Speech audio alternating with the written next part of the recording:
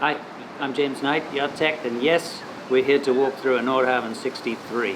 I know you're all looking forward to the walkthrough, but we're here at 1200 US Highway 1, and before we go to the 63, I just wanted to take you on a quick tour through the office. One of the things I want to talk about on the boat is maintenance and maintenance records, how important those are. And coming through the office here, where we're headquartered at Old Port Cove, I can show you how important these records are and why. So come on in and I'll show you around. Yacht Tech's waiting area. When we have folks lining up at the door to buy boats or have them serviced, this is a waiting spot, which is pretty nice. I had this mural put up on the wall a couple of years back, well, a few years ago now, time flies. Pandana. Chris Allard took that picture and we kind of changed it around a little bit, put some palm trees and some birds in it, and Walter did this beautiful mural for us, which is gorgeous. And then over here, well, that's just to remind me of a trip that I took on a 62 to Kodiak Island a couple of years back, 62-24 fishing trip. Absolutely stunning, loving Alaska, and looking forward to getting back up there again, hopefully soon. So come on through and I'll show you the other mural that we have in here. Actually, I had this done because this room seemed kind of small. Walter did this. Walter, by the way, does all of our wood touch-up. He does teak work and faux painting. He's an amazing artist. And if there's any leaks or black wood or wood damage, we bring him in. I used to do it myself, but I don't have time for that anymore. So Walter does a far better job than I do. Touches up the wood, and most of the time you can't tell he's been there. He did this mural at the back, which, again, it's Pandana. You can tell that we like the 62. Sure made a difference to this room when he put it in. We've got our conference table here when we bring folks in, we're talking about buying boats, or when all the staff are in, we're having a staff meeting. Up here, you'll probably recognize this photograph, which was actually presented to me a couple of years back when we sold Stephen Carroll's Seabird. And they brought that to me afterwards. I think Ken Williams took that shot, so I love that. And then on into my office here, which is a bit of a mess. We've always got lots going on, so sorry about the mess. Oh, you probably recognize that one too. It's all about the 62 in this office, can you tell? That, of course, is a famous picture of Great Pearl, Braun and Tina's boat, at the start of the Nordhavn Atlantic Rally in 2004. And Walter, again, painted that for me. Awesome. 6207 up there at the top, that was an original advertising piece that Nordhavn had at a boat show. That was called Temenos at the time. It's been through a bunch of different owners now. I think it's now still called Splendide. Temenos originally. A half model that I carved of Endeavour for my dad when I gave it to him many years ago. And then in 2008 when he passed away, I got it back. So.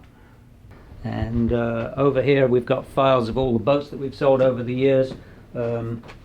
2011 to 14 to 17, these are all the boats that we sold in 16 and 17, 18, 19, 20. Okay, more importantly, we're going to go talk about maintenance records. Here you can see the Yacht Tech records. I challenge anybody in the world to show me their records of servicing Nordhavns more than we have here in Palm Beach Gardens, Florida. So this is, and these are all in numerical order of the boats that we've worked on. So we start here with the 35s, going back through 40s. We got Chip Marsh in the middle here. Spoke to him the other day, haven't seen him. That's 40 number 18. Going back through the 40s, we got 40 number 53 through 4305. Okay, so those are, there we go, 4306 through 4317. Okay, special blend. We've got 43s and 46s, Tom Mackey. We've got all kinds. We've got Hanuman, that was just recently sold. 46s and 47s. We got a lot of that. We got Cal and Anita Bloomberg there. That was Anita K there, 46 that we just sold, 4682. And then 47s, 47s, 47s, 40. We did a lot of 47s. You check this out. I mean, these are all full of records of things that we've done on these boats, right? There's 50s. Clayton and Deanna. Gone for Good, that's Ghost Rider, 5021, Rick and Michelle Reardon. Okay, 50s and 55s. And 55s, we've done a lot of 55s. Somewhere in here, we've probably got Brian Finn. Brian called me the other day and asked me from Australia, Cairns, Australia, said, hey, could you do a video of the 55? We will get there eventually, Brian. for you. And he said also that he still watches the videos that I did when I was in Australia handing over the boat. By the way, he bought that boat from me sight unseen, and we're still friends. That's good. 55s. So yes, we got a lot of 55s in here, and here's a pretty good example of a history of a boat that we keep here in this office. So 55 number 25, which you all know now as Mermaid Monster. The original owners are in here. The second owners, Douglas and Linda, who are avid followers. Linda, thank you very much. She commented on our last video very enthusiastically. So their boat was Aries 2. Which was, again, we keep a record of the hull numbers because the names change. So and then Cathexis, she became Cathexis 5525. That's all the records of the work we did for them. And then Aries 2, that's in the wrong spot, turned into eventually, as you can see here, Mermaid Monster. Okay, we don't have enough room for it all in here, so Kathy actually got a couple of new filing cabinets, and this is Kathy, my bookkeeper. She's wonderful. She keeps me under control most of the time. So we got 60s, 62s. Look at all these records of all these boats that we've worked on. 63s. Promesa, which is now Bravo. We're going there. But having these records is very important, and if you're buying a Nordhavn, you might want to call us, because we may have records of the boat that you're buying. Or better still, come and sit down with us. We'll go through the records, we'll show you what's been done, and then we have a better idea of what goes through owning what you go through when you own one of these boats, how much money you're going to spend in the boatyard to fix the things that need fixing. I don't think there's anybody else in the world that has as many records of Nordhavn service that we do here in Palm Beach Gardens. But if you think you do, call me. We're off to see the 63.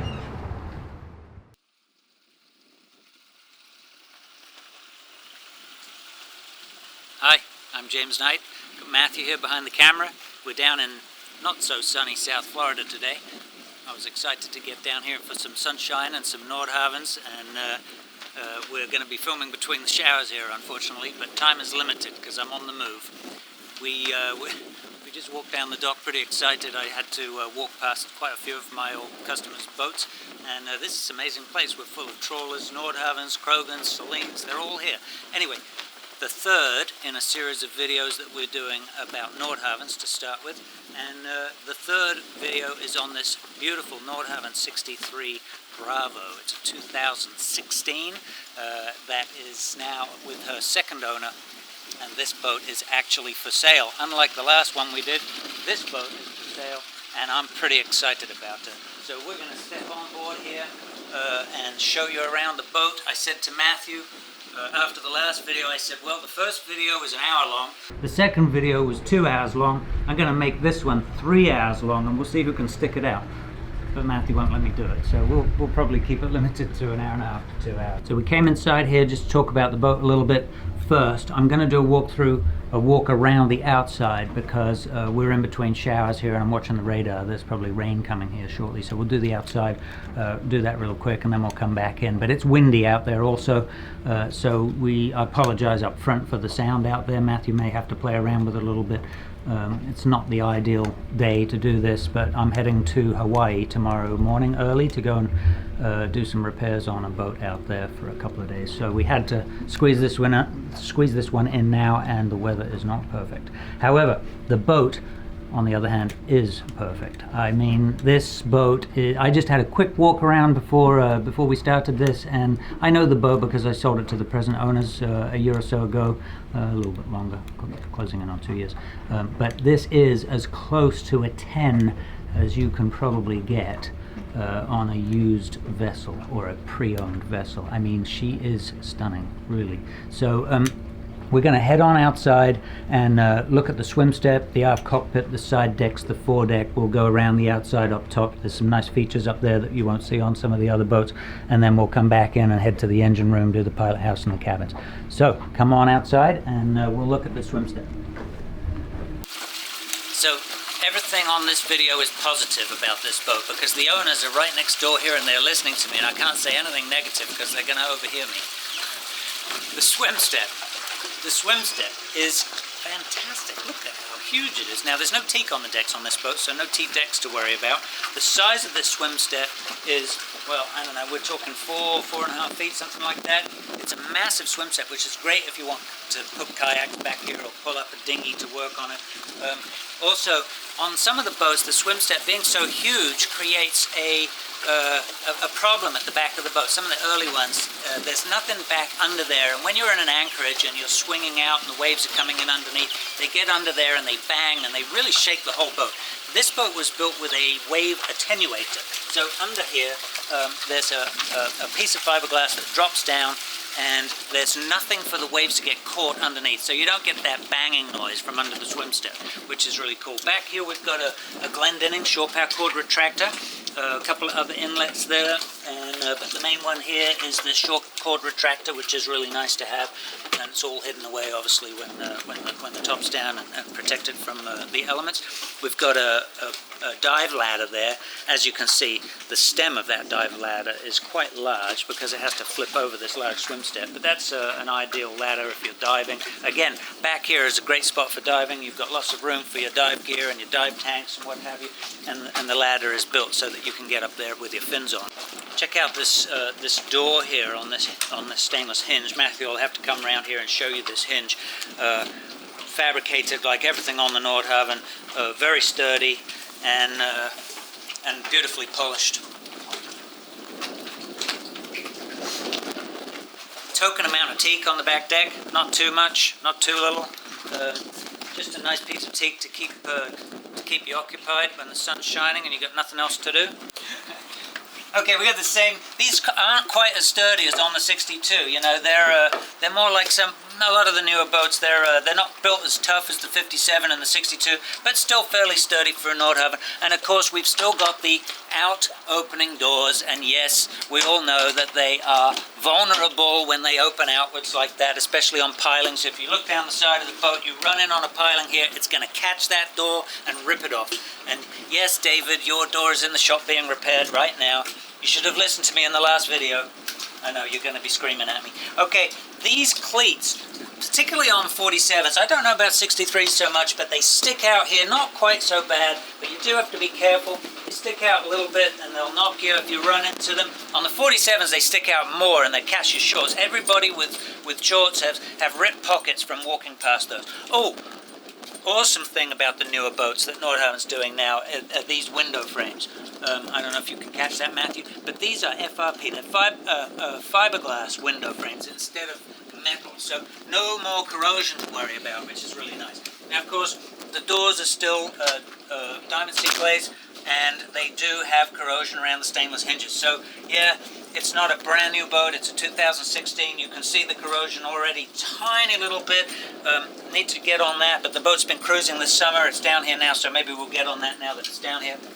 But generally speaking, the doors are in really good shape. And the glass at the bottom of the door is really nice. Glass at the bottom of the door in the Salon, when we get back around there, that you'll see it. That's a nice addition. And the scupper drains, right? The freeing ports down here. These are huge freeing ports, nice and wide, extra size. So when you do have the deck awash, you can expect the water to flood out of there and free the deck space of water fairly quickly. Diesel fills. All right, Matthew and I were talking about diesel fills here. This is one of the things that really bugs me a little bit. It's windy here. I don't know if you can hear this well, but yeah, we're in a bit of a wind tunnel here. So I was actually on a Salon the other day and a Krogan 58 and a Salon 58 that we just sold. And the first thing I did on that Salon 58 was put fuel in it. Within, you know, the owner said, let's get some fuel. There's a fuel truck in the marina. Within half an hour, we had the fuel hose in the boat. And it was amazing how quickly that boat took fuel, that Salon. Not only that, but I was impressed because and Matthew's going to show you a little video of it because we took it yesterday. It had a little catch area underneath. So if you do end up with a little spillage when you're full, right, it comes out and it drips into this catch area and not all over the deck.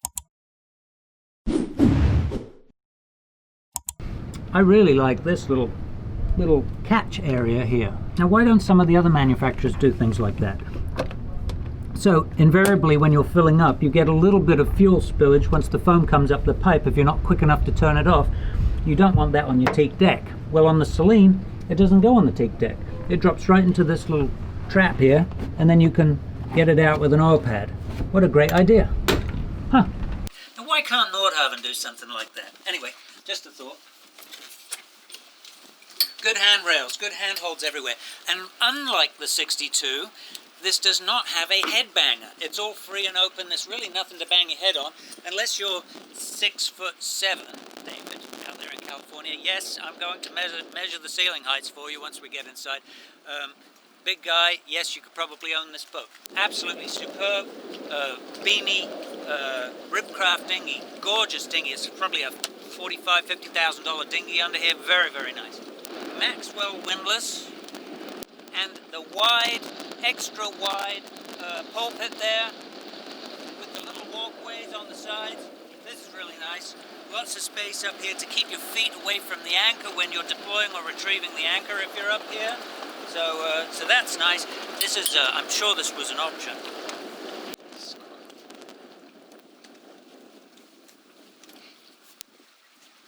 Okay, so this boat does not have the port side controls. It does have the option to put it in there if you want it, but it does have the starboard side controls right here. So the option to put it in there is there, but normally speaking, you would have, if you're going to have controls at the aft station and controls on both port and starboard, you would have a Mathers micro commander, electronic controls. The problem is if you have Morse controls like this, those are cable controls. It's a bit more difficult to put extra controls in the port side and back aft, but that can be changed. We've put MMCs in for people if they wanted them.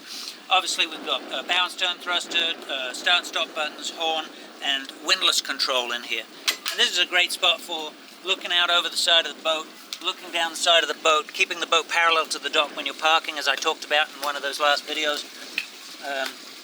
A great vantage point for driving the boat and pulling into a marina like this.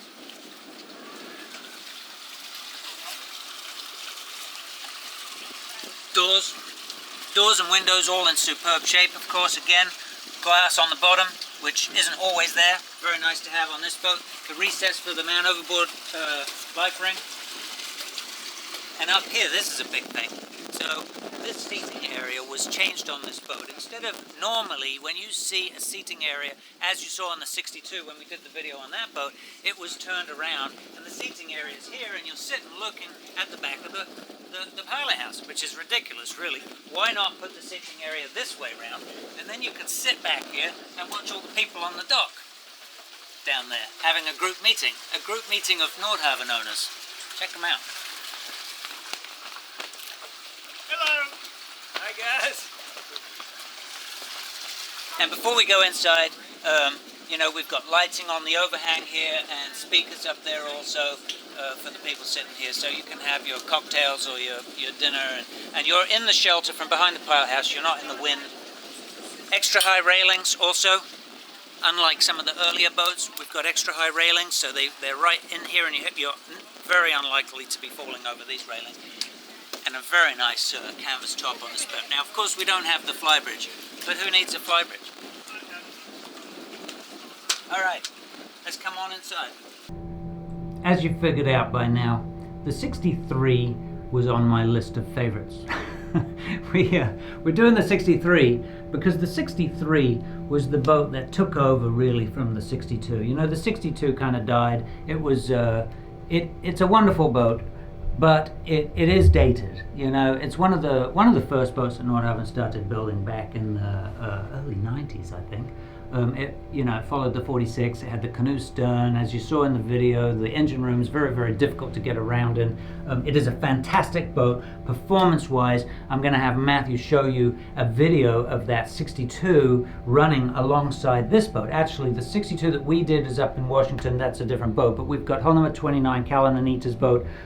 We did a video, Jay and I, when I first sold this boat. We were headed up the East Coast together, and I was driving this boat. We could not keep up with the 62. They were gonna wait for us. We were gonna cruise together, but they couldn't stick around and wait for us. Every day we took off together, and I'd see them disappearing over the horizon, you know, and it got a little frustrating actually. This is not a fast boat.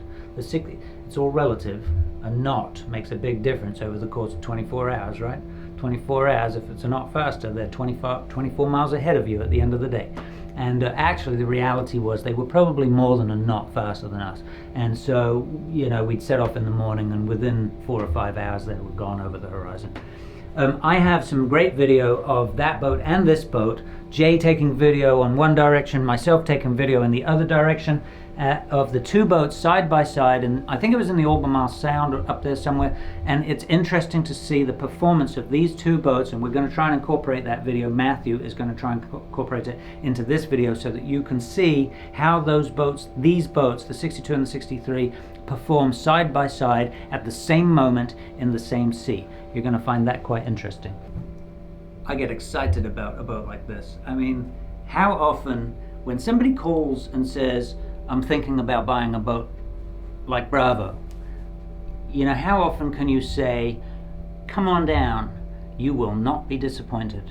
You are absolutely 100% sure that anybody that's thinking about buying a 63, when they set foot on this boat, they are going to be stunned and will not be disappointed. So you can come from anywhere around the world and look at this boat and know that she's nice. She's a pretty boat. Look at this cherry wood interior. There are a couple of little splotches here and there, but I would say that the wood interior is probably 98-99% perfect.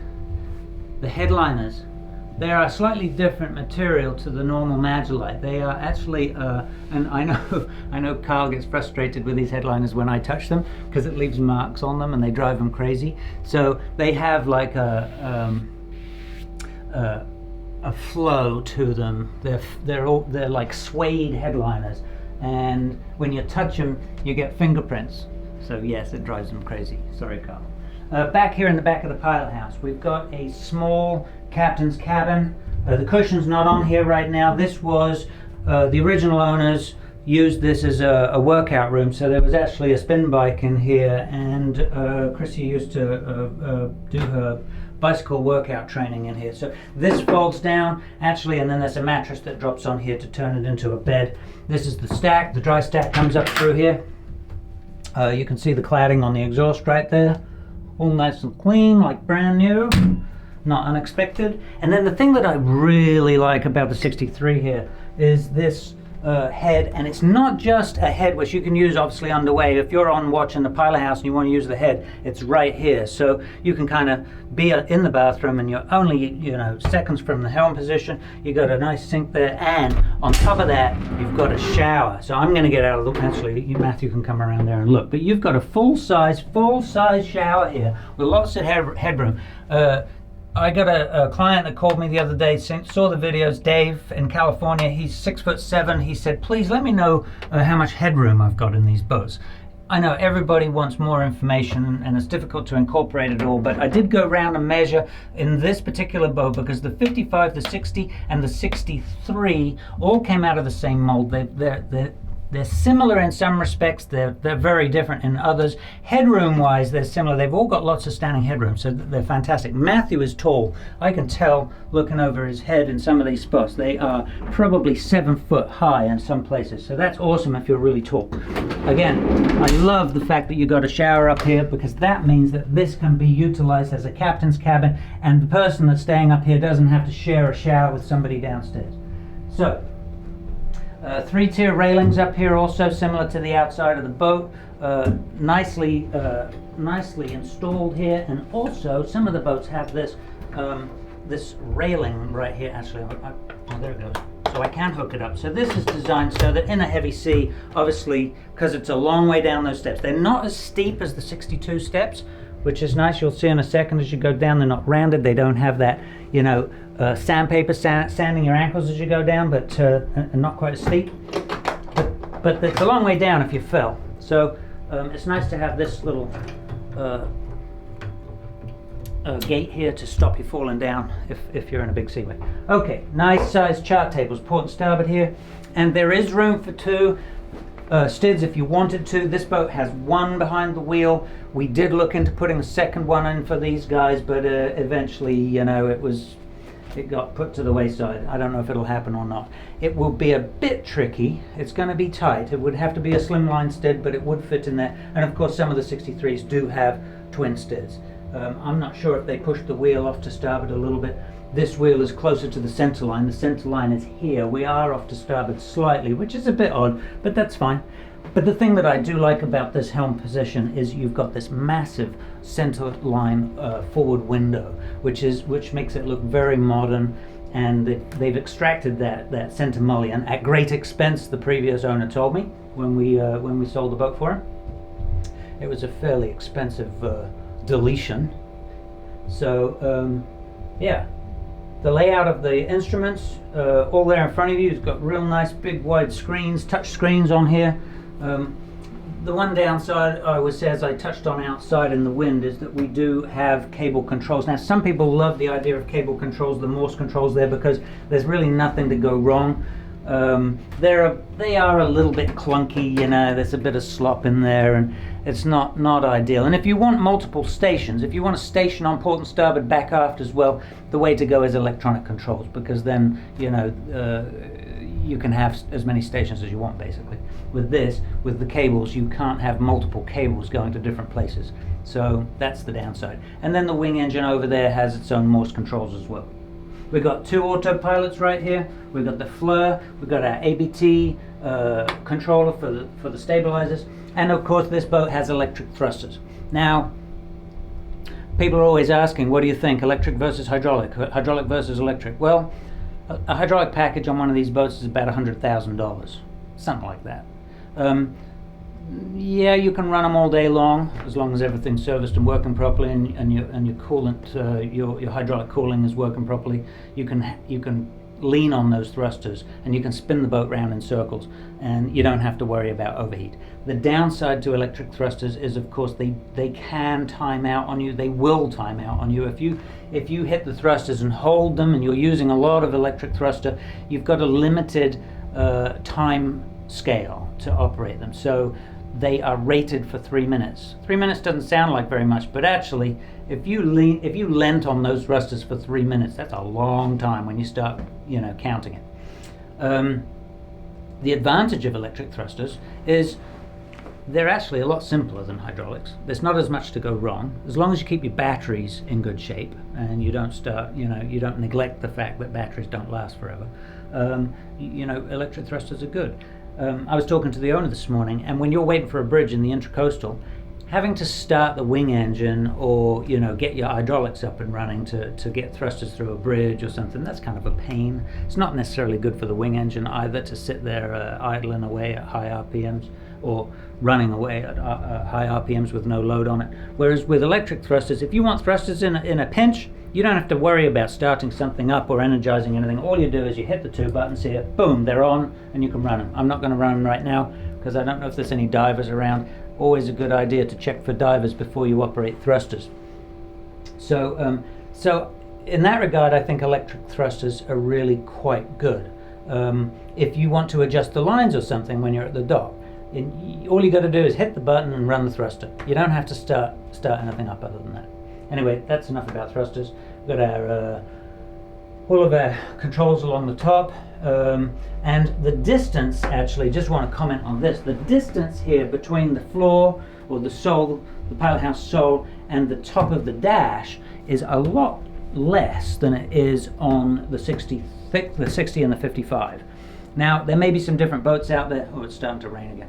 There may be some different boats out there, but the owners of this boat, Nora, is vertically challenged, and she's not tiny like Lou, but she loves this boat because she doesn't have to stand up on the step on the Stbd. On the 55 they owned before this, she had to climb up on here to look out of the window and see where she was going. Whereas with the 63, she can actually see over the top of the dash without having to have a stall or anything. So the little things, it doesn't seem like it would be a big deal, but actually for a shorter person it is an issue on some of those boats, 55s in particular. Okay, another thing that I wanted to point out here are the cushions.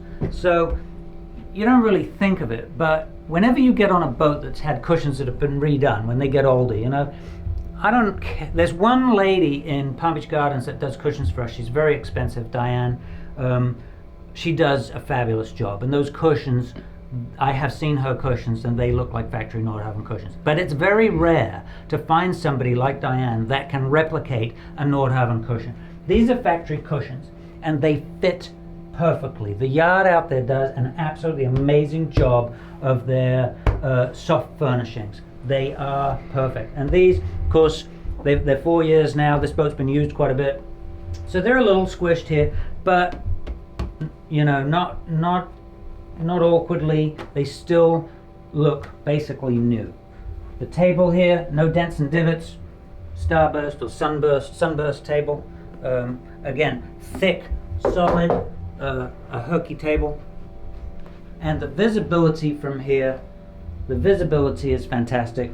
On the starboard side, you just walk over here and you can look out the back and see who's following you. You don't have to worry about that. Sorry, that was the port side, the other starboard. I got that wrong in the last video too. I do know my port from starboard, but I'm doing a lot of walking around back and forth. So this is the starboard side. Not so much. You can't really see out of the starboard side. You're looking into a mirror. If you want to check it, you got to open the door or go into the head here. But you got plenty of visibility on the port side. And then of course, sitting here in the pilot house looking over the foredeck, I love this perspective. When you're running a boat, I like sitting at the back of the boat. I like the aft pilot house boats because I really like to see my boat out in front of me. And you know, there are people that don't like having their dinghy in front of them, but I personally like to see what's going on. The downside is having an aft pilot house boat that the davit is up there on the foredeck. And davits, as I mentioned a little bit in the 57 video, you know, these newer davits, this one is a steelhead, it actually has a plastic cowling on it, but they are susceptible to corrosion. And the problem with having a davit up on the foredeck, and you find this with the 76s, perhaps the 86s, and you know, all of these aft pilot house boats, 68s, that davit gets covered in salt every time you go out. That's not good. The advantage of having a forward pilot house boat is the davit's on the back, so it's more protected. It doesn't get salty every time you go out.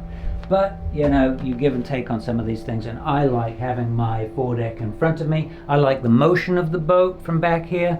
Prefer this kind of motion to a boat with the pilot house forward. So everybody, you know, different folks, different strokes, I guess.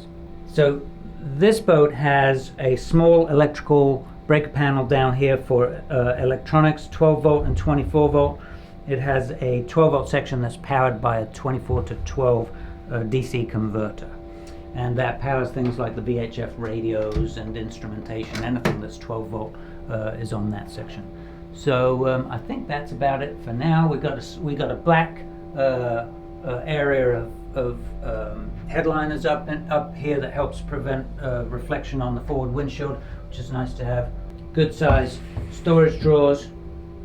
Remote thruster controller. That's another thing that you don't get with the hydraulic thrusters. Dutch doors. Always nice to have Dutch doors when you're running in warmer climates, or if you're up in Maine, you can open that top door. That's pretty nice to have. Okay, and on down. Again, this staircase, same position as the 62 Nordhavn, but much less steep, and it doesn't have the rounded bull nose with the calf scraper on it. Gorgeous galley here on, I was going to say Promesa there, Bravo. What we don't have though is a doorway or an opening window. We do have a small hatch above here. That hatch has an alcove in the side of the pilot house which sticks out on the port side. So it might collect a little bit of air, but perhaps not as much airflow as on some of the other boats, particularly the 57 I showed you where there's a side door and you can use it to get rid of your garbage. I mean your vegetables. This window here is a non-opening window, and non-opening windows actually, to me, from a service perspective, are more desirable because you don't have the corrosion, you don't have the moving parts, you're not going to get seawater or leakage or anything like that. So it's one less thing to worry about as far as, you know, service and having to deal with it when it starts sticking or getting salty and corroded. Check out these full-size refrigerators and freezers. Okay, so this sucker, wow, that's stocked up. Okay, so there we've got a Sub-Zero refrigerator, and then down here we've got a freezer drawer, And then down here we've got another freezer drawer, an ice maker. There's another freezer drawer. This one's turned off actually. No, that's how much space there is. They don't need it all. So that's a refrigerator drawer. That's a freezer drawer down there. And then we got another refrigerator up there. So all kinds of refrigeration storage there. Bravo has an electric oven and a propane cooktop. And I really love having a propane cooktop because when you come into an anchorage at the end of the day, you can run the cooktop without having to run a generator, and also you don't have to worry about on-off loads of an electric cooktop with a generator. So that's really nice. And another thing that I really like about this galley is that they've already got in here a filtered water faucet. So that's nice to have. You've got your regular faucet here for hot, cold, for washing dishes, but also pre-filtered water, which is really nice. Here we've got a trash compactor, which actually, that's a large trash compactor. It takes up quite a lot of space, but you know, beautiful woodwork on the front of that. Same matching woodwork on the front of the dishwasher here, GE dishwasher. Storage drawers, little aircraft catches there to stop things from rolling out when you're in a big sea. I like those. We don't need them here because we've got these big heavy duty catches on the refrigeration. Those are really nice to grab a hold of. If you're in a seaway, to open these doors, you don't have to put one hand on the door and one hand on the catch up top. You know, it's all in one, which is really nice because you can be hanging off. We've got an incinerator there with an air switch right there. Storage under the sinks. Lots of storage up on top, similar to the 55 storage. There's windows on the back side so that you, at night it's lighted through those frosted windows. And then there's glass storage, wine glass storage up here. You've got these rails where you can store your glasses, your wine glasses up there. Apparently they're not using those right now, but that's nice to have. And the lighting looks fantastic at night when you're in the salon, shining through. What else have we got over here? Little spice rack storage. Microwave. There's plenty of storage in this galley. I think it's time to move on. Check out this cherry woodwork. It really is gorgeous. Looking around this boat, it's tough to find any imperfections. Other than the suede headliners that we talked about up top, they do have marks all over them. I'm going to have to brush them for car. But yes, very nice. No TV lift. There is no TV lift on this boat. The TV is up there. Not an ideal viewing angle where I'm sitting right now, but I have actually been on this boat and watched a movie one night sitting over there, and you know, it works out real well. TV lifts are an interesting device. I'm sure that you all know about them, and I don't know if any of you saw my video on a TV lift on a 64 when I was up in Washington, but I'm going to go over that again because we've had a couple of customers now that have had accidents with TV lifts. If you have a TV lift, keep your kids away from it. They are not safe. And the TV lifts, most of the TV lifts on the older Nordhavns do not have any kind of resistance stop. So if there's excessive amperage, they just keep on going. So if you put your finger in there, it's coming off. Okay. Oh, the blinds. Check this out.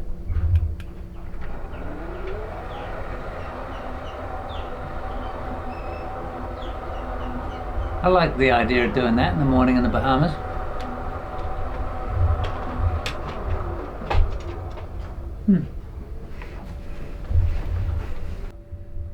It's really pretty cool in this boat. In pertinent areas there are red lights. One in particular here in the galley, you can see that if Matthew pans up. It's nice to be able to turn all the bright white lights off at night. If you're coming down here to make a sandwich or get a cup of coffee or something, you can run with the red lights. Of course there are always red lights down below too as courtesy lights at the floor level, but it's kind of nice to have that red light there.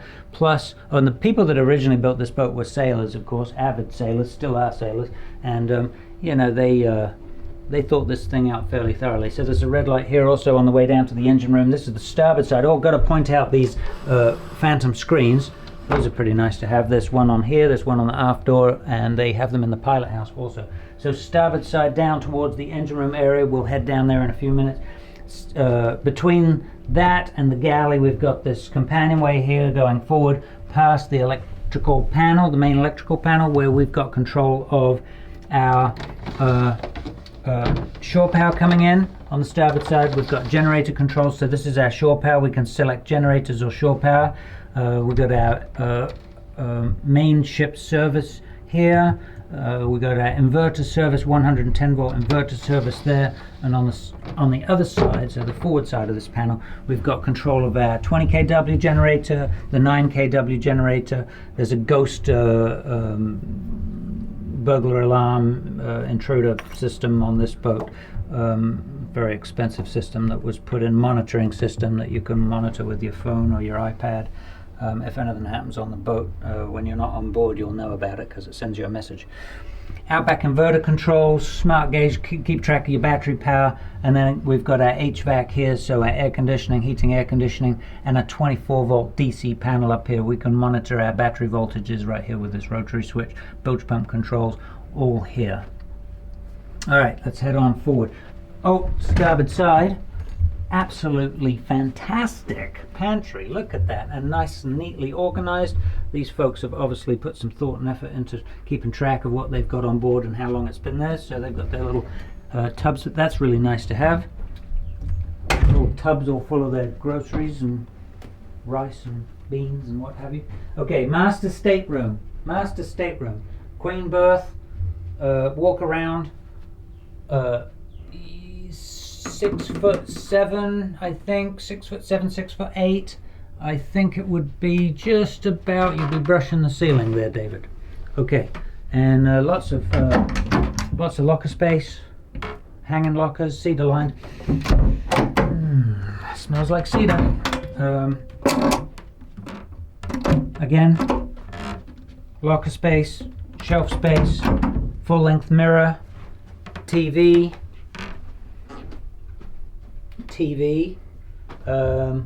Looking for the speakers. There they are. Speaker. Look at the thickness of that door. Just like you would expect on an Nordhavn. Solid as a rock. Nothing lightweight about this boat. Now, having said that, sorry, I knocked him over. Having said that, I say nothing lightweight about this boat. These boats, these more modern boats, are not built as heavily as the Nordhavn 57 and the Nordhavn 62. You know, those Tashing boats, they were built like tanks. This one, not so much. Still heavier than probably the Krogans and the Salines out there, but not quite as heavy as the original Nordhavns. Now, we got all kinds of headroom in here, man. We've got over 7 feet of headroom. 7 feet of headroom. In here, and also in the shower. This boat, a master shower there, is equipped with a steam bath. Turn that sucker into a Turkish bath. That's really nice. With a seat back in there, so if you are taking a shower underway, you can sit down before you fall down. That's really nice. Tecma heads, single sink, which is all you need on here. And then of course you've got these oval ports, which are nice to have. And you can raise those up and hook them up, get some fresh air in here. I'll leave those open right now. Medicine cabinets, towel bars, and just enough space in here to make it comfortable. All right, moving on.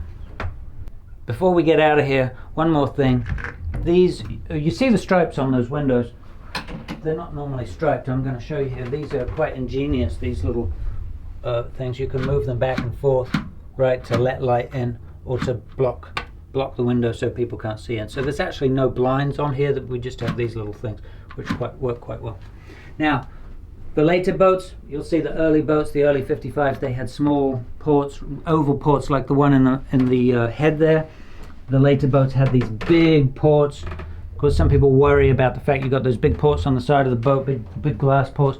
There are covers, deadlights that go over the top of those. They screw in, so if you are going off on a long ocean trip, you can put stainless covers over them if you're worried about the glass. But never heard of one breaking yet.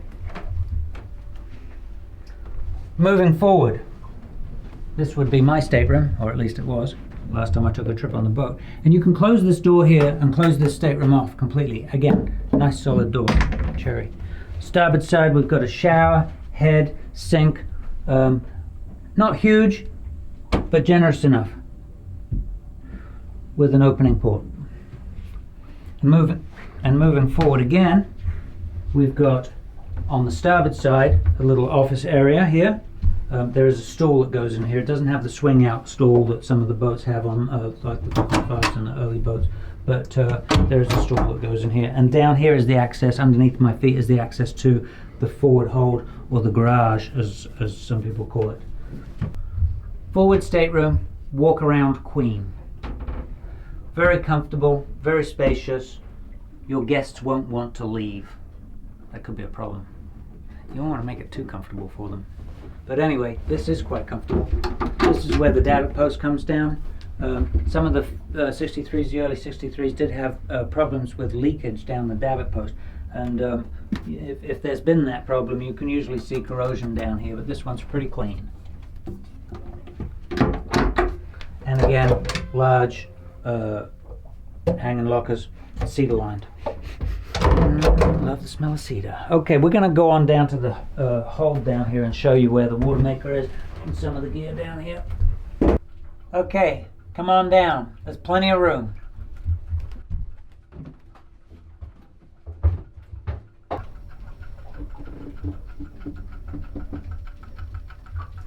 So we're down here on Bravo's forward end. We're down in the bow. This is the bow thruster tube behind me, so you can get a picture of where we are on the boat. It's much more spacious down here than it was on the 62. I know a lot of you cringed as I crawled down in the forward hold on the 62 where the batteries were in the bow thruster. Pretty uncomfortable down there actually, but you know, it's all there. When I started talking to Matthew about doing the 63 next, I was talking about doing a script, and actually I've got in my phone some notes that I took of things that I wanted to talk about, and I said to Matthew, we're going to do a script on the 63, and he turned around to me and said, what do you want to do that for? He says, just look at stuff and talk about it. That's what you do. So I'm looking at stuff and talking about it right now, and I'll hit my script shortly and see if I missed anything. Like the horn on the 62. That was stupid. I talked about it several times and never did it. So I'm glad you pinned it to the comment section, Jay. Thank you very much. Anyway, we're down here. There's an awful lot to talk about. I could probably spend half an hour down here talking about all the different bits and pieces. The water maker is up here in the front end of the boat. The water maker is a complicated piece of equipment. Basically, water makers all work the same way. Don't need to go into all the ins and outs of it, but it's taking water from the ocean, obviously, filtering it through some filter cartridges, and then pushing it through a membrane at 800 psi, and the product water comes out the other end, and the excessively salty brine water gets discharged over the side. So I could probably do a long video on how water makers work, but we're not going to go into that now. This is the fresh flush for the water maker. I heard Carl flushing it earlier today. It takes water out of the tank and pushes it through the water maker to displace all the salt water that's left behind after you've been using it. And the idea of that is fresh water that's been sent through a chlorine filter or a carbon filter to take out any chlorine, displaces all the salt water in the machine, and that prevents bacterial growth in the water. You want to do that every 7 to 10 days. Well, 2 weeks. It says in the manual every 7 days. But the idea is that fresh water won't grow bacteria like the salt water that's left behind. Bacteria is a killer on water maker membranes. For all you guys out there that are wondering about water makers, once you have one, you got to take care of it. It's the one piece of equipment on these boats that you have to meticulously take care of every week or 2 weeks. You got to fresh flush it. The membranes are the critical part of the system, and those membranes are rolled up pieces of fiberglass stuffed into a tube. They're in the top of the machine up here, and if you don't take care of them, basically those membranes, they're rolled up sheets of fiberglass with little teeny tiny holes in them. Those holes are so small that the salt won't get through, but the fresh water does get through. And the problem with that is if those holes get bigger, you end up with more getting through them, and eventually the salt can get through.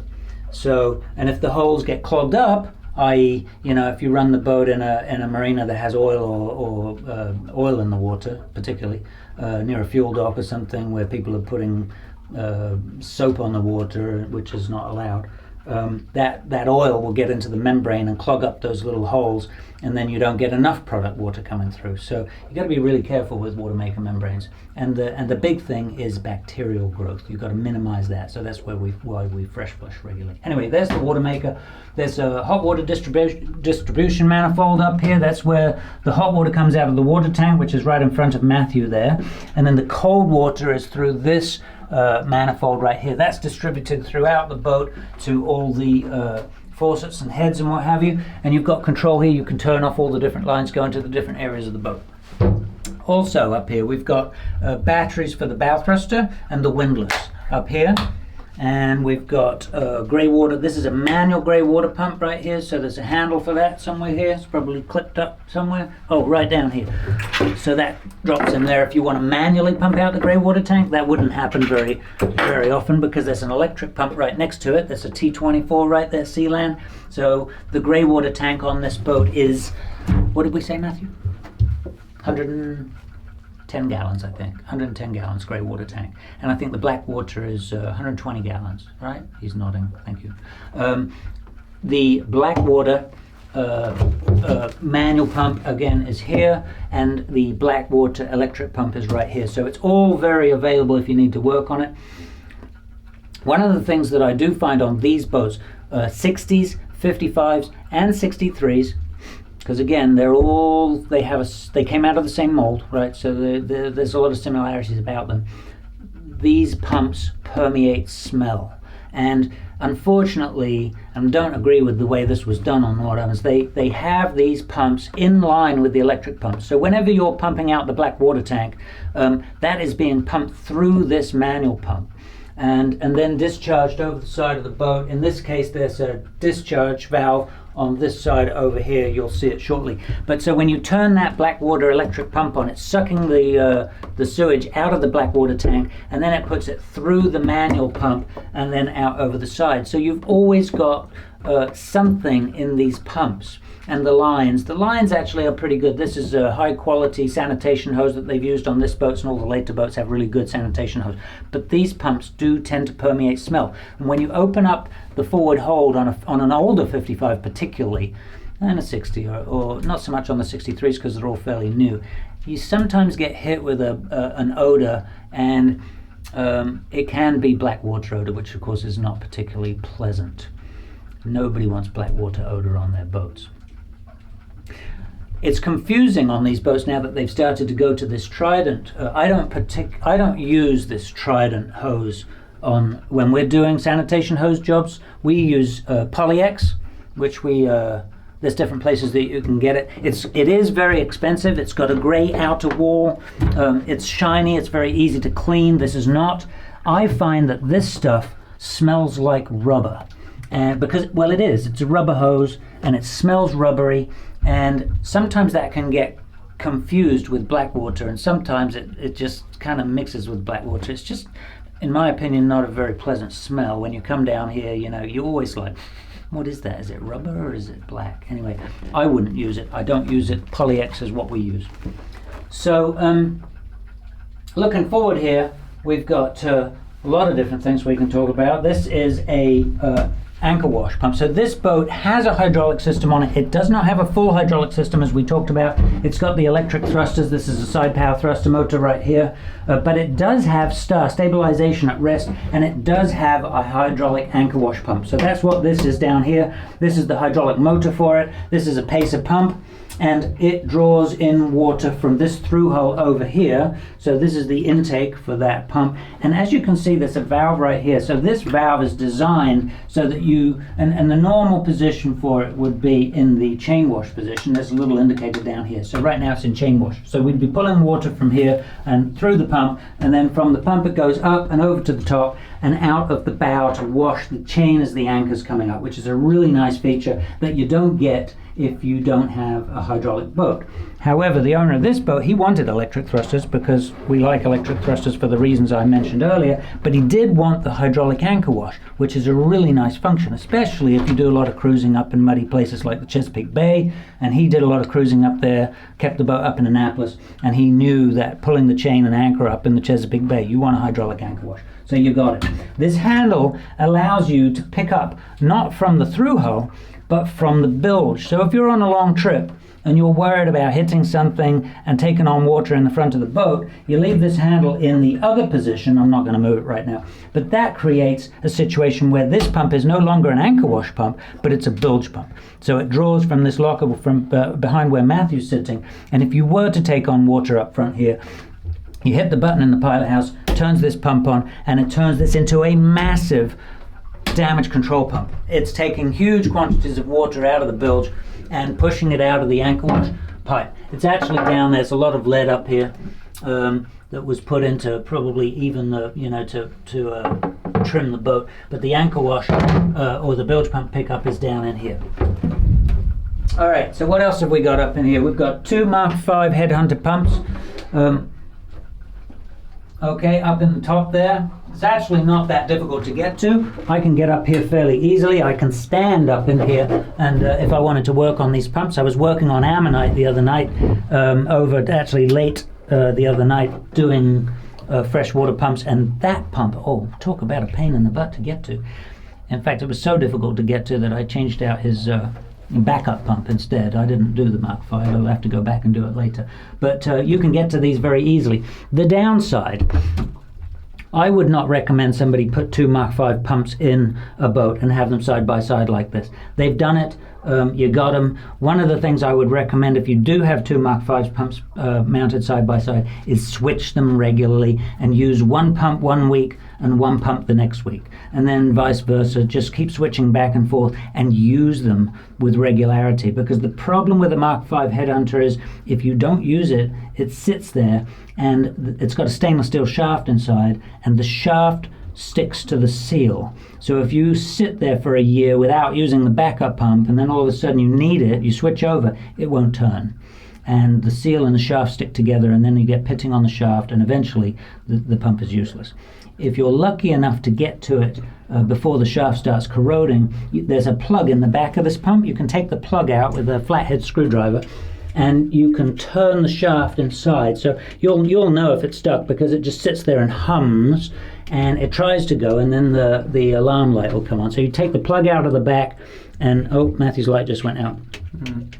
Take the plug out of the back, put a flathead screwdriver in there, break the shaft free of the seal, and if you're lucky enough, the seal will stay in place and you'll have rescued the thing. If you're not, then it's $1,000+ for a new pump.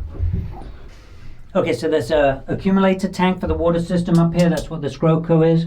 Up here we've got, this is the switch to switch from main pump to backup pump, and again, switch back and forth regularly. The anchor locker drain, so this is a self-draining chain locker, anchor locker that drains right here. Water maker outlet, that's where the brine water discharges from the water maker. This filter here is the chlorine, the carbon filter that takes the chlorine out of the water maker fresh flush water. Chlorine is a killer for the membrane. What chlorine will do is eat away those holes in the membrane and make them bigger. Once they get bigger, you start getting more and more stuff through. Eventually the salt starts coming through, and then your membranes need replacing. Up here we've got an oily water separator. This is a centrifugal separator that hopefully takes, if there's any oil in the water, it'll take it out. A pre-filter for the water maker. We've got the holding tank discharge valve over there. And this would be the water maker inlet. Now, not an ideal place for having a water maker inlet, because we have found over the years that having a water maker inlet up here can be problematic, because if you're in big seas and the bow of the boat's coming out of the water, you're going to suck air into the water maker every time the bow comes out of the water. So some of the boats have an intake further aft, so you don't have that happening. If you're in big seas on this boat, you probably don't want to run the water maker. Okay, we've got our water. Okay, so these are the manifolds for our water pumps, to and from the pumps and coming back to the pressure tank. That's the accumulator tank up forward, and then from there it would go back to the manifold that I showed you earlier, where the fresh water is being distributed throughout the boat. Okay, I think that probably concludes our tour of this area. Ready? Before we go, one of the things that I do like to look at in here when I'm down here is just get in here where there's a coupling down in here on the bow thruster. I always like to just put my thumb in there and make sure that it turns freely, which I can do. That's turning the motor and the blades. That should be very easy to turn. And if it isn't, something's going on. So I always like to do that when I'm down here, because it doesn't take more than a second. And I also look in there for any signs of corrosion or oil, just to let me know if there's been any leakage. Okay, we're moving on. While I'm on my way out to the forward hold here on the 63, I just want to point out we do have really nice LED lights down there, and there's a timer down there, so you turn the lights on, it's on a timer, so you can't really forget to turn it off. It'll just they'll turn themselves off. There's also a blower down here that you can turn on. This is the auto stop switch for the bow thruster. So if you do have a problem with it, and you want to make sure nobody turns it on when there's a diver down there, push that red switch down. There's also a fuse located inside that auto stop switch, and then this one here is for the windlass. So again, if you want to turn the windlass off, you just push that red button, that disconnects the windlass, or push it in, that's a breaker as well. So that's for the Maxwell windlass. Alright? Okay, and heading on down the starboard side here, so starboard side of the companionway, about the middle of the boat, we're running down here to the, I call it the captain's cabin. It's not really a captain's cabin because the captain's cabin's upstairs. But when I last did a trip on this boat, I really enjoyed being down here actually, because you're right in the lowest part of the boat. It's very spacious as compared to a 60 or a 55 lower deck, if any of you have ever been on a 55. And yes, we will do a 55 for you, Brian Finn. In here we've got, on the 55 and the 60, you've got a chest freezer and little workbench area. And you've got a washer and dryer on the port and starboard side. Here on the 63 we've got a lot more space, and so we've got a washer and we've got a dryer. Both of those look like brand new, like everything else on this boat. And then over here we've got another refrigerator, which honestly I think it's hardly been used. It may have been turned, it's still dusty. Still smells like brand new. So that's actually I don't know if that's a fridge or a freezer. I'm gonna have to check. I think it might be a freezer.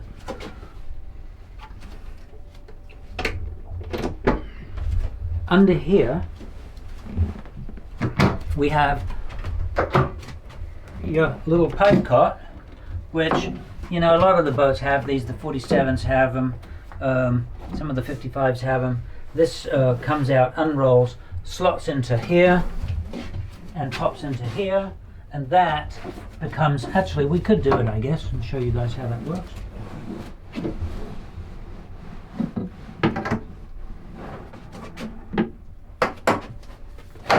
How's that?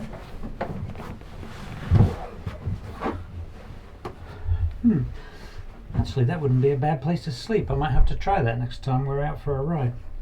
Anyway, so that's your hammock, and then up here is your berth that I used when I was on a trip, because down here you hardly have any motion. I mean, you're right in the middle of the boat, and you do have the engine room noise a little bit because you've got the engine room door right there, so you know it's a little louder down here than it is in the other parts of the boat, but you're away from it all. And I don't think that's a handrail. I think that's actually for hanging clothes when you pull them out of the dryer. But more storage in here. Oh, there's storage everywhere on this boat. And then you've got this little sink area, little work, you know, wash your hands when you come out of the engine room. And then of course what you've been waiting for. And I like having this window. That's a really decent sized window in the door there that you can actually look and see what's going on before you open the door. And then you open the door, head in here, and first thing you do is smell, see what's going on in here, especially when you're doing your engine room checks. Are there any belts slipping? Is there anything that doesn't smell quite right? And you got your hearing protection on, because it is loud in here. So when I first came in here earlier on with Matthew, first thing we did was come down here to see how it looks. And what did you say, Matthew? Is this new? Is this new? And it sure looks like new. I mean, it is fantastic. So we've got our 6090 John Deere here, 325 horsepower main engine with all kinds of room around it. I mean, look at this. So it's a little bit different to the old 62. Matthew's chasing me around. Moving too quick. I was just showing you how easy it is to get around this engine. Look at that. Yeah, I'm small, I know, but lots of headroom, easy to get to everything. I mean, fuel filters, oil filter changes are super easy. Coolant tank checks. We've got our Raycor dual Raycor filter here, checking the sight gauges for fuel levels. By the way, the boat carries 2,359 gallons of fuel. 2,359. Right, got that right. And over here, so it has a little day tank. Now, The last two videos that we did of the 62 and the 57, I told you about the fuel system, and I told you how I like the fuel system on those boats. The fuel system on this boat, like a lot of the more modern Nordhavns, isn't quite the same. They have day tanks. This has a little day tank here, and so what I do like, as compared to some of the other boats like the Salon, we'll talk about the Salon fuel system later on in another video. I have been asked to do a Salon. We're going to work through the Nordhavn fleet first, but there's a lot of things that I like about the Salon, actually having got to know them a little bit now, so we'll go into that, but the fuel system is not one of them. The fuel system on the Nordhavn, however, I really do like, and not as much on this boat as I do on the 57 and the 60, but the day tank is gravity feed. Gravity feed, I think, is really important. So the main tanks all gravity feed into the base of this tank. So this would be the aft port, engine room port tank. This is the forward port tank, which is turned off right now. And on the starboard side of this tank, you've got the same configuration. You have to open this little lock here. They're both turned off right now. So you've got forward and engine room starboard on this side, gravity feeding in there. So right now we're running off of engine room port. And then the gravity feeds to the main engine is here, to the 20 kW generator here, 9 kW generator, and then to the transfer manifold if you want to draw fuel out of here. The transfer manifold on this boat, I think, is under here.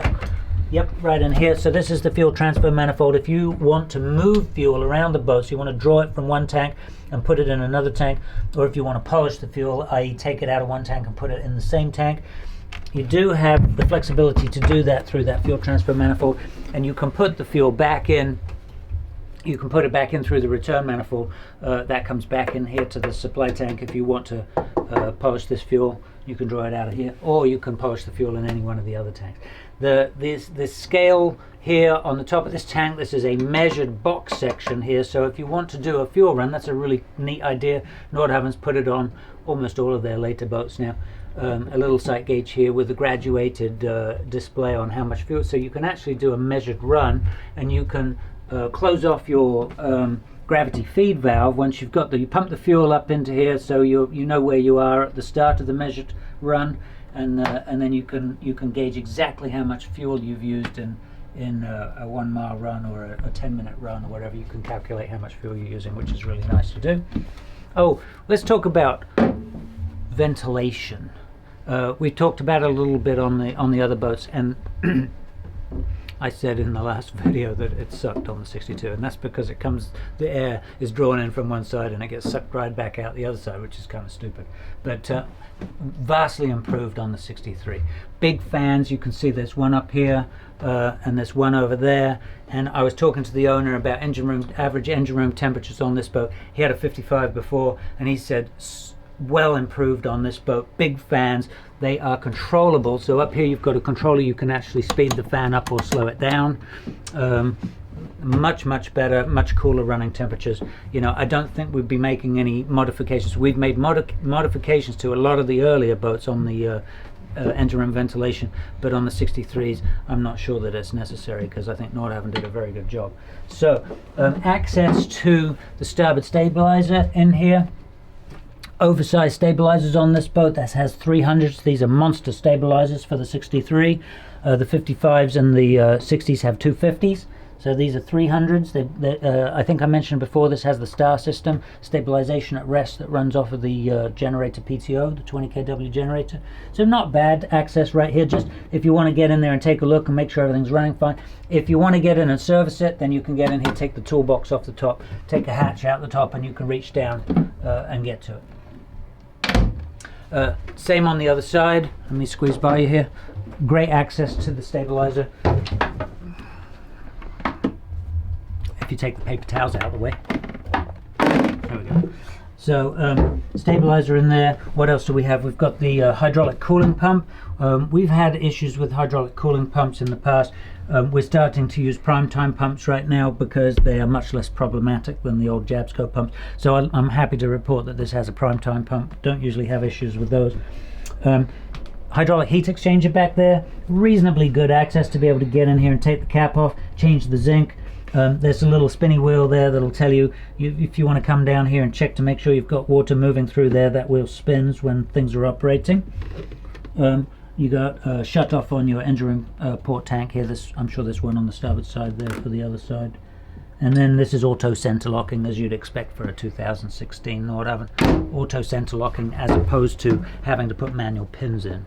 So that's cool. These are the two pickups. So we got pickups here for the hydraulic pumps. This is the hydraulic tank, hydraulic reservoir for the system. Pickup for the main engine pump, and pickup for the PTO for the generator also. Actually, that might be vice versa. Had to double check myself there. I wasn't sure if I was right, but yes, this goes to the main engine hydraulic pump. This goes to the generator PTO hydraulic pump. And I do see that there's a little bit of a leak on that plug under there, which is kind of a pain. It's probably very small because I don't see any weepage on the box underneath of it, but I do see a little drip on that plug, so that needs to get fixed. There's always something to fix on any boat, even if it looks like new. Another controller, that's for this fan down here. Nice big alcove, as you can see. The owner's got stuff for parts, filters and what have you stored in there, with all tied in nicely. Hydraulic gauges have been removed. We talked about hydraulic gauge failures. We just had a hydraulic gauge failure on a big 76, and he pumped all his fluid into the boat. Oops, that won't happen on here. This is the test gauge. These are the test ports, so that's already been taken care of. This is the accumulator for the star system. And over here we've got, this is not like working on an Nordhavn 62, is it? There's all kinds of room. I like it. We can get to the belts, we can get to the wing engine, we can get to the coolant reservoirs, we can get to the fuel filters. I love it. And these engine mounts, they all look like brand new. That's good. So this is a 4045 100 horsepower wing engine. It does not have a PTO on it for hydraulics. Obviously it doesn't need it. The PTO is on the generator for the star, and of course because it's got electric thrusters it doesn't need a PTO off the wing engine. So this is solely for backup propulsion. The 20 kW generator here, the big generator, easy access. It's got the new style sound shield with one clip, really nice and easy to take off. This generator does not get a whole lot of use because with two people on this boat, the way these folks have been cruising it, you know, the small generator probably does most of the work. This is a big generator. If you wanted to run all your air conditioners, it's here for that. Looks like new, as you'd expect. Very slight corrosion down on the bottom edge right there. That could do with a little bit of a touch up, but other than that, looks good. One of the things that you'll find with a dry stack is there is moisture comes down the stack. You know, this is very difficult to keep all the rainwater out. We've had a lot of rain here this morning, and you can see there's a little bit of moisture here. I'm sure that's from all the driving rain that we had this morning. So that's one of the things that you get with a dry stack. You can't keep every little bit of water out of the boat. Under there you got bilge pumps and fairly shallow bilge, but this is a bilge pump strainer right there, so if there is any debris in the bilge it gets caught in there before it goes into the bilge pump. So when I'm looking at boat condition, one of the first things I do is always look in the bilge in the engine room, and so I'm happy to report that when you pull this floorboard up, you can see that this does actually have a dripless seal in there, which I'm not a huge fan of the dripless seal, but in this case it certainly all looks very nice and clean. It's doing its job. The bands, the hose clamps look like they're in good condition. There's very little rust on there. It's an Aquamet 22 shaft. I haven't put a magnet on it, but it says in the manual that it's Aquamet 22, so let's assume that it is. And I do like to see that the strainers, in this case the 20 kW strainer, and this will probably be the 9 kW strainer right there. I'm not sure if it's got a label on it. Yes, it does. 9 kW generator right there. They're down here in the bilge area. So unlike the early Nordhavns where they'd put them up on top, and when you open them up and pulled the basket out, you would invariably get a mess all over the floor. In this boat, if you pull the basket out and get a little bit of dribble, it's in the bilge. You can wash it down, wash it away, and then just clean the strainer out and what have you. You may have to clean the bilge out, but I like having the strainers right under here because it saves you making a mess in other places where you wouldn't particularly want to. The other thing that I really like about the way this boat's set out right now is that the owner has cleaned out under the engines, and there's nice fresh oil pads everywhere. So it's always good to see under the engines fresh oil pads. There's a couple of little oil stains on them, so I don't know how long they've been under there, but it is nice when you've got fresh oil pads under everything.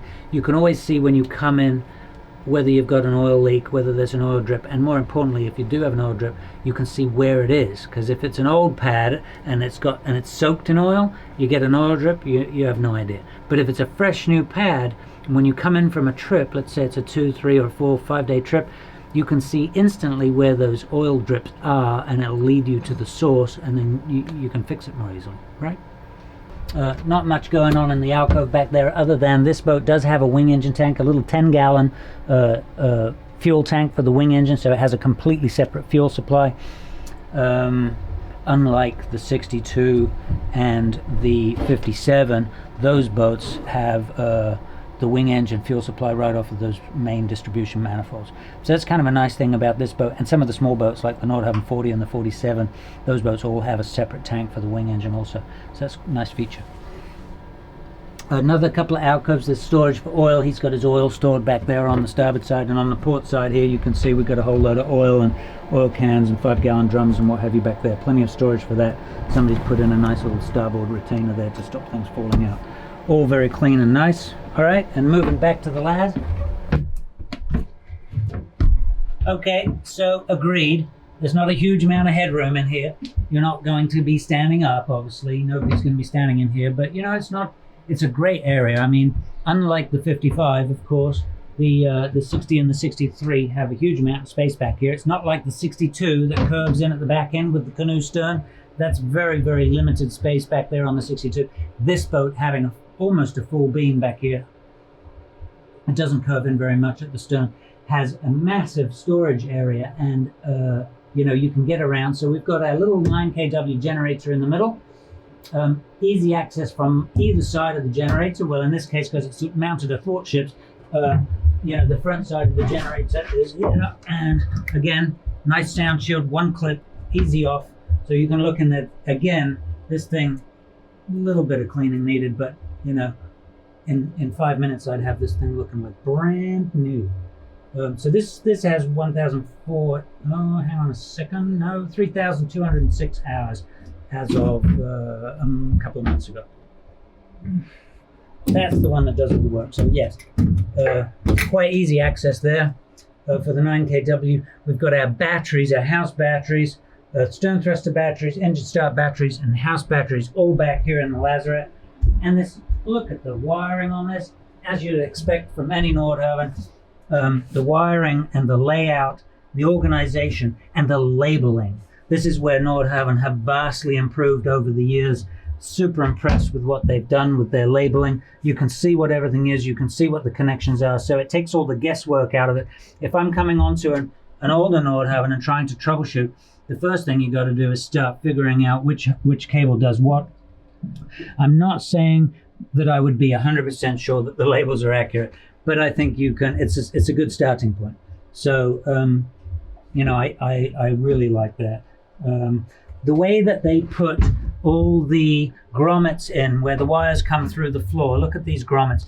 You know, there's a lot of boat manufacturers that just don't do things like that. Now, Nordhavn never used to, and that's something that I wanted to talk a little bit about, the difference now between the 62s, the 57s, and these newer boats like this boat, the 63, the 60s. You know, in years gone by, there wasn't as much thought put into the running of the cables, the running of the wires, and the running of the hydraulic lines. And one of the things that we run into with the older boats, like the 62, even the 62 we were on in the last video, is that the hydraulic lines, let's take just the hydraulic lines, there's a hydraulic line on a hydraulic boat that runs all the way through from the engine room back, forward up to the bow thruster. That hydraulic line runs through several different bulkheads on its way from aft to forward. And when they built the boats, they really didn't think about the longevity and the fact that hydraulic lines move around. So whenever you're in a pilot house and you operate a bow thruster or a windlass, you get a jolt as the pressure increases. As you go for the bow thruster, you pop that pressure up to 3,000 psi. And what happens is that hydraulic line moves around. It jolts slightly every time you put pressure on it. And over the years, because on the 62s, and the 57s, they never really put any grommets in the bulkheads. They weren't secure. They just cut a hole in the bulkhead and ran those hydraulic lines through them. They chafe a little bit on perhaps the ragged fiberglass in there. It's very, very difficult to see what's happening unless you've got a borescope or something to get in there and look, because they built the boats around this stuff, and there isn't good access to where the penetrations are through the bulkheads. So those hoses, they work back and forth in the bulkhead, and the ragged fiberglass eats away eventually at the rubber jacket on the hose. And it's not that the hose actually gets worn away to the point where it fails. What happens is that the fiberglass, the jagged fiberglass, eats away at the rubber jacket on the hose, exposing the wire. There's wire reinforcements on these hoses, and on a pressure hose, it would be a double wall hose. So that's 2 layers of wire that hold that, give it the pressure rating that it has, 7,000 psi or something or more. And but once that rubber's worn away, then the steel wire inside is exposed. And on an older boat, when you've got some salt water or some water in the bilge in different places, that starts to rust the steel. And once the steel starts rusting, it gets weak, and eventually it pops the hose. And we've had that happen a number of times. So if you're looking at an older boat like a 62 or a 57, you've really got to ask that question. Did that main pressure hose running from the engine room to the bow, has that ever been replaced? Because it's going to fail. It's almost inevitable. On these boats, they really put a lot more thought into it. So where the hoses go through the bulkheads, in a lot of cases you can see that. They've got grommets in there. The hoses are secured better.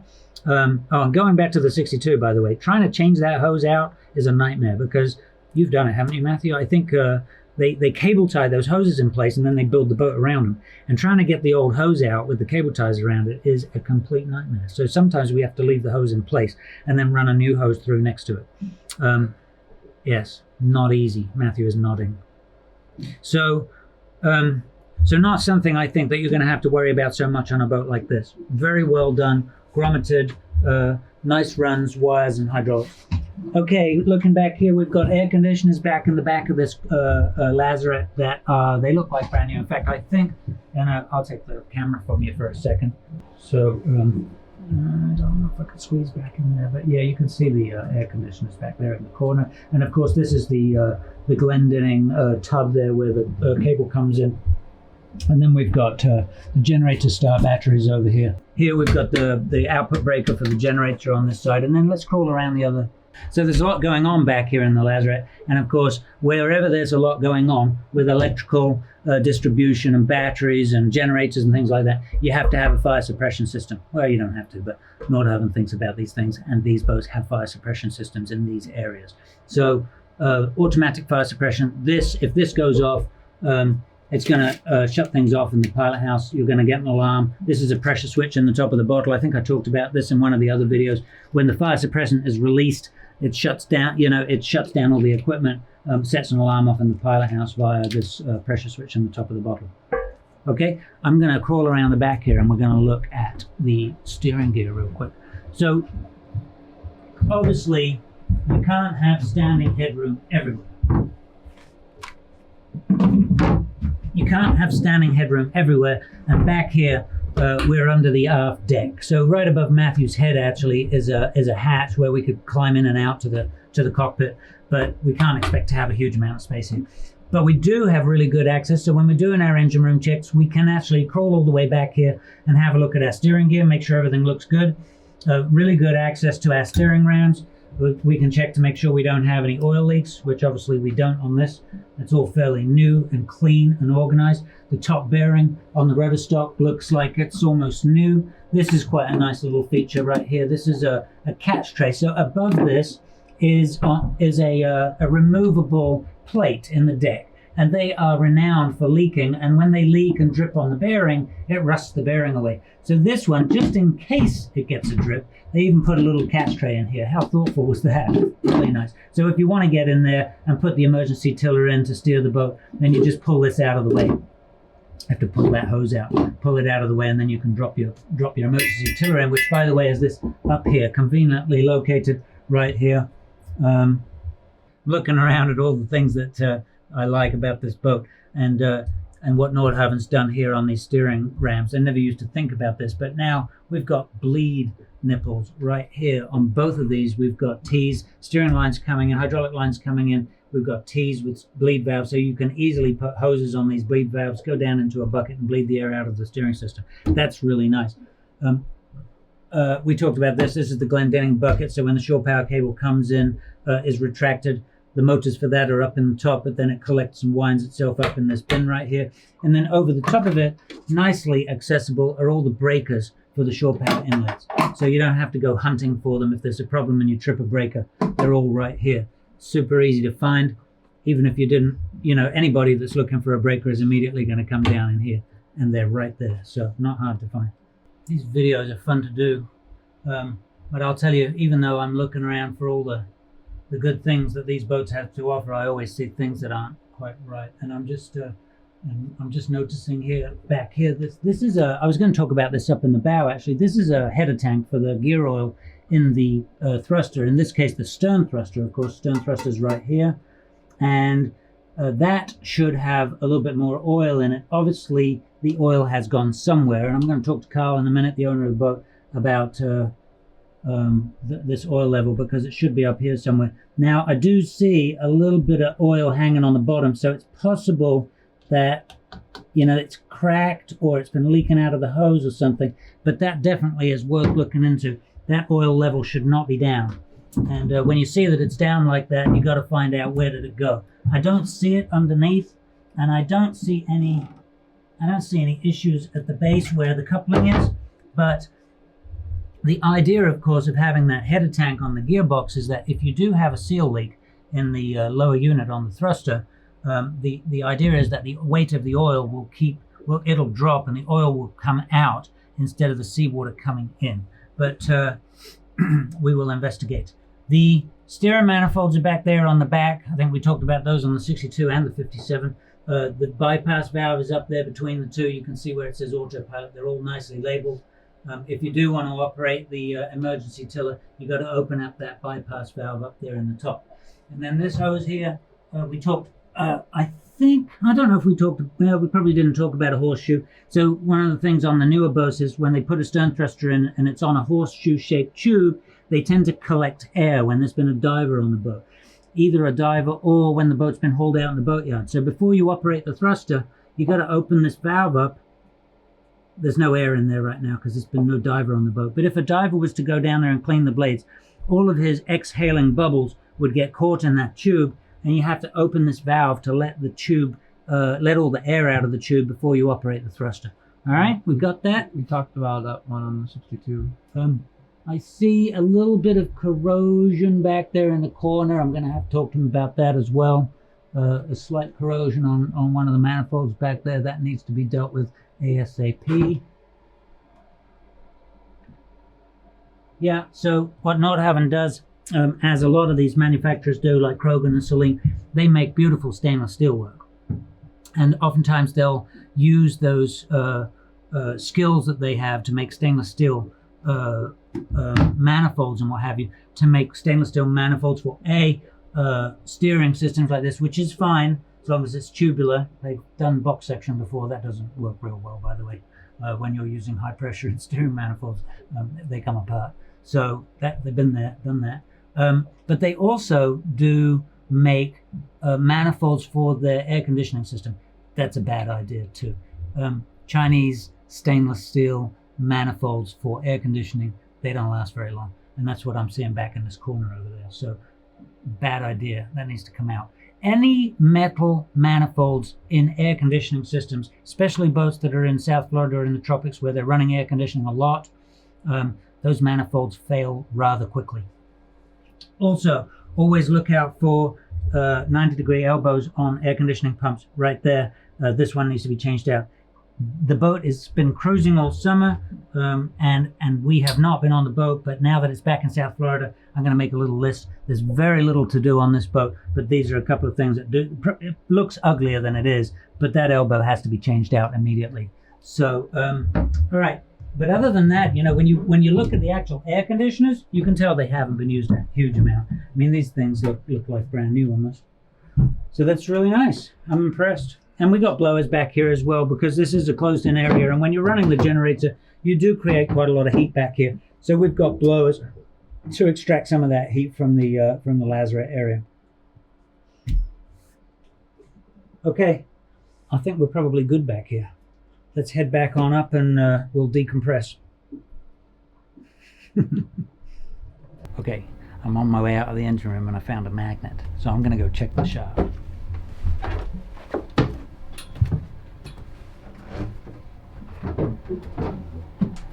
Yep, it's Aquamet 22. It's not sticking. It does stick. It's a good magnet and it doesn't stick to the shaft. So that's a quick, easy way to tell what the iron content of the shaft is and if it's Aquamet 22 or 17. If it was a 17 shaft, it would stick. Oh, ha, aluminum. Aluminum, lightweight. Interesting. I was just on my way out of the engine room and we were talking about, you know, things that we may have missed. There's always lots to talk about. I'm just, everywhere I stand on the boat, I look at something and think, hey, we could talk about that, we could talk about this. You know, I hadn't thought about this. If you want to cut the air off in this area, it's got this little push-in shut off, so you can shut that vent off for the air conditioning. It's an interesting way of doing it. See that on some of the other Nordhavns in different places too. But more importantly, fire suppression. So I just noticed this while I was standing there. It's always good to know where these are. This is the handle that sets off the fire bottle in the engine room, and there'll be one for the Lazarette too. So it's good to know where they are, and it's also very good to let people on the boat that are cruising with you know where they are. Obviously, think about the life jackets and the safety equipment and the fire extinguishers, but always go around and make a note to people that, you know, if there's a problem and you call to have the fire bottle set off, you want to know where these handles are. They're not always in obvious locations on every Nordhavn like this. This is in a fairly good location right by the engine room door, so it's not difficult to find. However, in an emergency, you might be hunting for it. So that leads me to talk a little bit about fire suppression systems on these boats. Almost all of these smaller Nordhavns have a passive fire suppression system. So there's a bottle in the engine room and there's a bottle in the Lazarette. We talked about the bottle when we were back there. It's a really good idea when you're cruising to have the door from the engine room to the Lazarette closed. The bottle back there covers the the bottle in the engine room covers that. If there is a fire, you don't want that fire spreading from the Lazarette to the engine room. We had a situation years ago on a 47 Nordhavn where the door was open, there was a fire in the engine room, and it did a huge amount of damage to the Lazarette as well. If the door had been closed, it would have been a different story. Now, and that leads me into talking about fire suppression a little bit. So these fire suppression systems, like I said, are passive, which means that there is nothing to sense a fire and set it off. If there was a fire in the engine room, there's two ways of the bottle going off. Either the engine room gets hot enough that the oil in the glass at the top of the bottle breaks the glass and the fire suppressant comes out. And in order for that to happen, it has to be very hot in that engine room. I can't tell you how many degrees, but it's hot enough that the engine room is destroyed. And the reason I know that is because on that 47, I did the insurance claim on that boat. I worked very closely with the owner. I went and picked the boat up after the fire and investigated thoroughly along the way and found out a lot of stuff that I didn't know before about fire suppression systems. And the owner actually set the bottle off himself by way of this little handle down here. Now, he knew that there was a fire in the engine room. You know, you can always think about how things happen after the fact. It was a little bit slow to pull that handle. You know, people think that the bottle is going to go off of itself. It takes a lot of heat for that bottle to go off on its own. And as proven by that situation, the bottle was set off by the owner, pulling the cord, and that breaks the glass in the top of the bottle. The fire suppressant is released at that point, and when the fire suppressant releases, the pressure switch activates. That shuts the engines and the blowers off. The blowers get turned off so that they don't pull the fire suppressant out of the engine room, because once you've let the bottle off, you want all that fire suppressant to stay in the engine room. You don't want the engine or the generators running, because they'll ingest that fire suppressant. They're sucking in a huge amount of air. You don't want that to incorporate fire suppressant. So they shut down, the blowers shut off, and hopefully the fire suppressant stays in there long enough to put the fire out. Well, in that situation, it did. It put the fire out. Unfortunately, the fire had already done a lot of damage to the engine room, and had burned through some of the hoses, the intake hoses, the rubber hoses down there that were obviously letting water in at that point. So now the boat's sinking. The owner was lucky enough that he managed to get back in the engine room. It was flooded, no light, obviously a black hole down there. Some people may say he was stupid for going back in. The Coast Guard got him back to the boat because they had taken him off, and he climbed down in there and found the through holes that were letting water in, shut the through holes off, and saved the boat. A month or two later, he was starting to wonder if he wouldn't have been better to let the boat go. But anyway, he did save the boat. We went and brought the boat down the Intracoastal, and I got the job with my guys of repairing that boat. It took us about 16 weeks, I think, and cost about $270,000 to get that boat looking like it did after we were finished. And actually, I think the boat probably looked better when we were finished than it did when it was new. Several years later, we sold that 47, and the surveyor, I didn't tell him about the fire. The buyers knew, but the surveyor didn't know about it until after the survey. And I brought it up and I said, so, did you find any evidence of a fire? And the surveyor said, no. He said, is this the boat that you repaired? So I felt like I'd done a pretty good job with my guys of making that boat look awesome. But it just is something to remember. The fire suppression system, it will go off when it gets hot enough, but at that point, all bets are off. The engine room's destroyed. It could have melted through, in that instance, had melted through a Raycor filter and was depositing diesel into the fire. I'm not going to go into it any more than that. If you want more information on what caused the fire and what have you, we can probably talk about that when you come to my office and we sit down and chat if you're interested. But fire suppression systems, very important to know how they work, what they do, how to set them off. Okay, we're going to head on upstairs. So, although I love the 62 and the 57, you can't get over the fact that the more modern Nordhavns, like the 63, if you don't want a flybridge, and you love the 62, but you want a newer boat, this is hard to beat. You've got, it's much more livable. You've got everything on one level. What do you got? 2 steps down there. You walk through the boat. You look forward there, Matthew. I mean, I'm sitting in the back of the salon. I'm looking forward. On the port side there, you've got the master stateroom. I can see from the back of the boat all the way through to the guest cabin up forward. It's all pretty much on one level. It's very, very livable. Very easy to get around, and the big thing is the space. The headroom down in the engine room, the headroom here for tall people, the cockpit space. You got this barbecue. I don't know if I showed you the barbecue back here. There's a nice barbecue area on the back deck. There's lots of room for deck chairs and sitting out and socializing. The salon area doesn't feel quite as big as the 62, but I think it probably is. Definitely has more headroom. Lots of handholds up on top there. It has a more airy feel about it. Rather than the 62, you're thinking you're going down. It's almost like a sailboat. You go down into the staterooms under the deck there. Whereas here you've got bigger windows, bigger ports, and it just feels like you're living on it rather than in it, if that makes any sense. So I love it. The downside is it doesn't have the long keel, it doesn't have the bulbous bow, it's not as streamlined, it's not as fast. It's simple as that. It's not as fast. I mean, this is an 8-knot cruise, right? The Nordhavn 62 and the 57 are a 9-knot cruise, and although that doesn't sound like much, a knot over a 24-hour period, like I said, it's 24 miles, right? So over a long distance, let's say you're doing a trip to Bermuda, you're talking about coming in, a lot later. It's a big difference. And the ride. Okay, so we talked about the ride. Matthew's going to put those videos up right now so that you can see.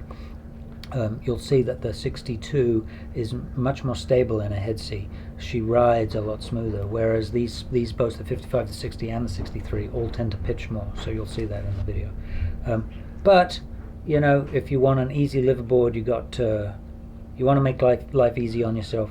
This is a lovely boat, and I'm really proud to have this on our inventory. I mean, a 2016 like this is just it's a pleasure to show to somebody. I know that anybody that I put through this boat is going to look at it and go, wow, You know, this is amazing. And the first person really to, now we've got the boat down here. Unfortunately, it's been a bit difficult to show the boat because she's been cruising up in Maine, just came down the East Coast, but now she's in South Florida. And I think anybody that's really is interested in a 63 who comes and looks at this boat, they're going to go,